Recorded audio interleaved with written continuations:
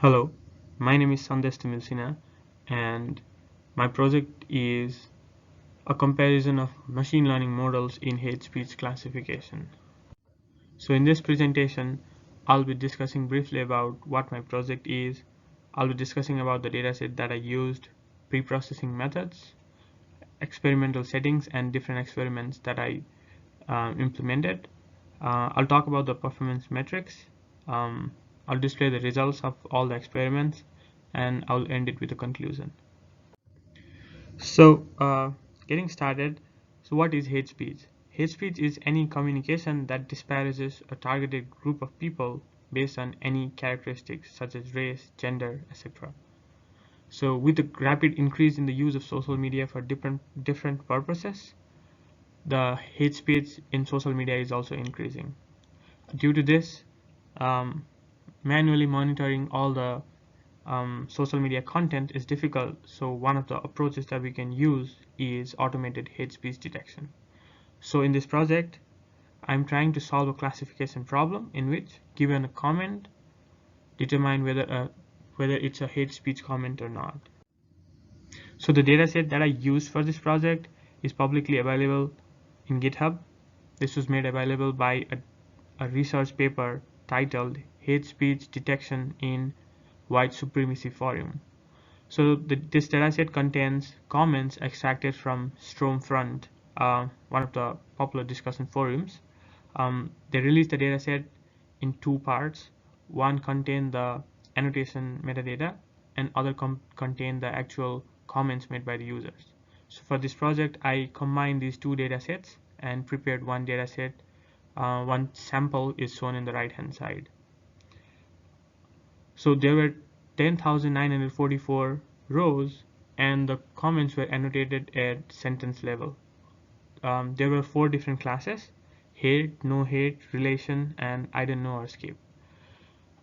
Hate are comments which contain hate speech. No hate doesn't contain hate speech. Relation means which needs more information or like previous sentences to understand whether it's hate or not. And I don't know, IDK/skip is out of context.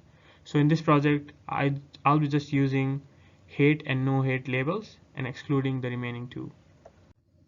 So the pre-processing methods that I used were I filtered out relation and out of scope labels. I prepared a balanced dataset having equal number of hate and no hate labels. I removed the URLs in the comments as they were not helping much in sentiment analysis. I removed non-English characters and words, and also removed extra white spaces between words in the comments. So experiments, all the experiments that I carried out were on the balanced subset of data which contains equal number of hate and non-hate class labels. All the experiments can be broadly categorized into two classes. One is the baseline experiments, where I simply implemented different machine learning models without hyperparameter tuning. And in advanced experiments, I tried to optimize the baseline experiments using hyperparameter tuning.